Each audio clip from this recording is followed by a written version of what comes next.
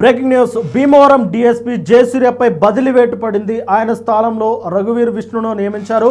ముఖ్యంగా భీమవరం డీఎస్పీగా ఉన్న జయసూర్యపై వచ్చిన వివాదాల గురించి ఇటీవల చర్చ నడుస్తున్న విషయం అందరికీ తెలిసిందే. డిప్యూటీ సీఎం పవన్ కళ్యాణ్ గారు ఆయనపై నేరుగా విచారణ కోరుతూ ఈ ఎస్పీ నయీం అస్మీకి కాల్ చేసి ఆయనపై విచారించాల్సిందిగా ఆదేశాలు జారీ చేశారు. ఈ నేపథ్యంలో ఎంతో చర్చనీయాంశమైన ఈ డీఎస్పీ జయసూర్య వ్యవహారం ఇప్పుడు బదిలీ వేటుతో ముగిసినట్లయిపోయింది. మొత్తం మీద పవన్ కళ్యాణ్ గారు తన పంతాన్ని నెగ్గించుకున్నారా అంటే డిఎస్పీ జయసూర్య విషయంలో పవన్ కళ్యాణ్ గారు మొదటి నుంచి నెగిటివ్గా ఉన్నారు. ఇప్పుడు ఎట్టకేలకు అంటే ఆయన కంప్లైంట్ రైజ్ చేసిన 6 నెలల తర్వాత డిఎస్పీ జయసూర్యపై బదిలీ వేటు పడడంతో ఇప్పుడు రాష్ట్ర వ్యాప్తంగా చర్చనీయాంశంగా అయింది.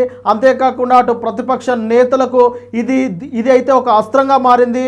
పవన్ కళ్యాణ్ గారు కక్షాపూరిత రాజకీయాలు చేస్తున్నారు అనేదానికే ఉదాహరణ డిఎస్పీ జయసూర్య బదిలీ అంటూ వైసీపీ నాయకులు పెద్ద ఎత్తున సోషల్ మీడియా పవన్ కళ్యాణ్ పై విరుచుకుపడుతున్నారు. నిజంగానే పవన్ కళ్యాణ్ గారు పంతం పట్టి డిఎస్పీ జయసూర్యను బదిలీ చేయించారా అనే దానిపైన కూడా ఇప్పుడు చర్చ నడుస్తూ ఉన్నది. ఎందుకంటే గత 6 నెలల క్రితము భీమవరం పరిధిలోని భీమవరం పట్టణంలో పేకాట శిబిరాలు పెరిగిపోతున్నాయని, అలాగే పేకాట శిబిరాల నేపథ్యంలో ఇవన్నీ డిఎస్పీ జయసూర్య కనుసన్నల్లోనే పేకాట శిబిరాలు నడుస్తున్నాయని, అలాగే అక్కడ పట్టణంలోని కొన్ని సివిల్ వివాదాల్లో జయసూర్య జోక్యం చేసుకుంటున్నారని, అలాగే కూటమి నేతల పేర్లను వాడుకొని కొన్ని అసాంఘిక కార్యక్రమాలకు, అవినీతి కార్యక్రమాలకు కూడా ఆయన తెగబడుతున్నారన్న విషయము పవన్ కళ్యాణ్ గారి నోటీస్కు వచ్చినట్లు ఆయన చెప్పారు. ఈ నేపథ్యంలోనే అసలు డిఎస్పీ జయసూర్య పనితీరు పైన వివరణ కావాలని జిల్లా ఎస్పీ నయీం అస్మీకి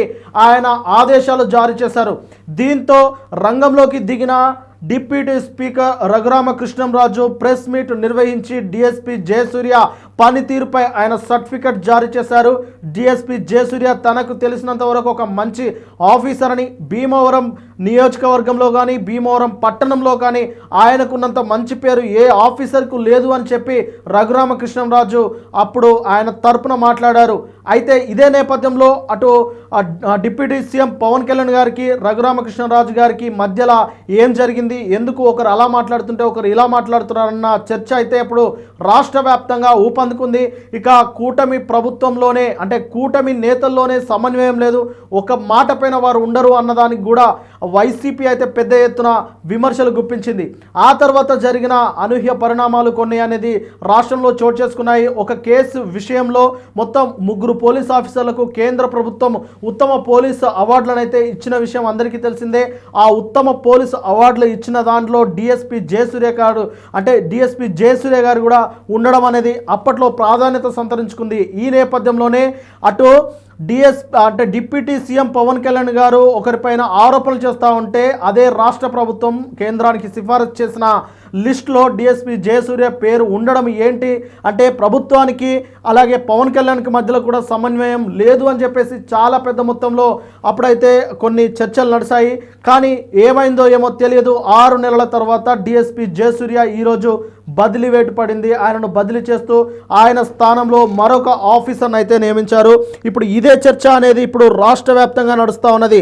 మొత్తం మీద డిఎస్పీకి అంటే ఈయన కొన్ని అసాంఘిక వ్యవహారాలకు డిఎస్పీ స్థాయి అధికారి అండగా ఉండడాన్ని తీవ్రంగా పరిగణించాలన్నారు. అప్పట్లో పవన్ కళ్యాణ్ గారు పోలీసులు సివిల్ వివాదాల్లో తల దూర్చకుండా చూడాలని ఎస్పీకి ఉప ముఖ్యమంత్రి సూచించారు. పవన్ సీరియస్ అయిన తర్వాత ఈ వ్యవహారం పైన డిప్యూటీ స్పీకర్ రఘురామరాజు స్పందించడము, ఆ తర్వాత వారికి జరిగిన వివాదాలు అనేది అది ఎంత పెద్ద చర్చకు దారితీసిందో అందరికీ తెలిసిన విషయమే. మొత్తం మీద పశ్చిమ గోదావరి జిల్లాలో జూదంపై పోలీసులు గట్టి నిఘా పెట్టారు. అందుకే డిఎస్పీ పైన అభియోగాలు వస్తున్నట్లు భావిస్తున్నామని వారు చెప్పి ఇప్పుడు డిఎస్పీ జయసూర్యను బదిలీ చేస్తూ ఆయన స్థానంలో రఘువీర్ విష్ణును నియమించారు. ఇప్పుడు ఈ బదిలీ వ్యవహారంలో జిల్లా వ్యాప్తంగా చర్చ నడుస్తుంది. కేవలం జిల్లాలోనే కాదు రాష్ట్ర వ్యాప్తంగా కూడా చర్చ నడిచే అవకాశం కనిపిస్తూ ఉంది. పవన్ కళ్యాణ్ గారు ప్రత్యేకమైన దృష్టి పెట్టారు కాబట్టి డిఎస్పీ జయసూర్యను బదిలీ చేయించారు. ఒకవేళ డిఎస్పీ జయసూర్య నిజంగానే అక్కడ అవినీతి అక్రమాలకు అలాగే పేకాట శిబిరాలను నిర్వహించడానికి ఆయన సహాయ సహకారాలు అందించి ఉంటే సివిల్ వివాదాల్లో జోక్యం చేసుకొని పెద్ద తలకాయలతో ఆయన కనుక ఆ సంబంధాలు పెట్టుకొని ఉంటే ఇన్నాళ్ళు కూటమి ప్రభుత్వం ఎందుకు చూస్తూ ఉంది అనే దానిపైన ఇప్పుడు మరొక చర్చ నడుస్తూ ఉన్నది. అంటే డిప్యూటీ సీఎం పవన్ కళ్యాణ్ గారు దృష్టి పెట్టేంత వరకు భీమవరంలో ఏం జరుగుతుంది అనేది ఏ అధికారుల దృష్టికి రాలేదా అనే దానిపైన చర్చ నడుస్తూ ఉన్నది. ఇదొక వైపు చర్చ నడుస్తూ ఉంటే పవన్ కళ్యాణ్ గారు తన పంతాన్ని నెగ్గించుకోవడానికి ఇప్పుడు జయసూర్యను బదిలీ చేయించాడు.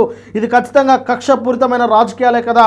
కూటమి ప్రభుత్వం అధికారంలోకి వచ్చినప్పుడు కక్షపూరిత రాజకీయాలకు తావులేదు. ఎలాంటి ఆఫీసర్ల పైన ఇలాంటి అక్రమాలు కానీ ఇలాంటి అవినీతులు పెట్టే ఆలోచన లేదు అని చెప్పేసి వారు బలంగా చెప్పారు.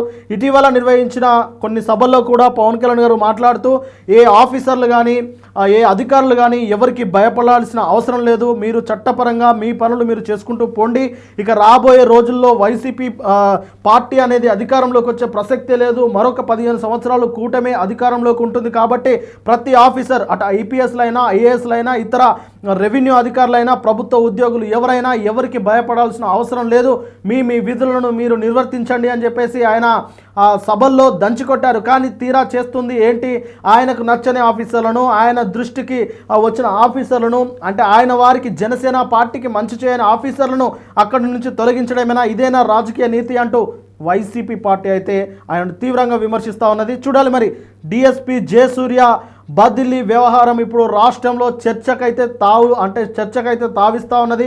మరి దీనిపైన కాంగ్రెస్ పార్టీ ఏ విధమైన స్టాండ్ తీసుకుంటుంది, ఎలాంటి ప్రశ్నలు గుప్పిస్తుంది, దానికి సమాధానంగా ఇటు కూటమి ప్రభుత్వం కావచ్చు, జనసేన పార్టీ కావచ్చు, ముఖ్యంగా డిప్యూటీ సీఎం పవన్ కళ్యాణ్ గారు ఏ విధంగా స్పందిస్తారు అనేది ఆసక్తికరంగా మారింది.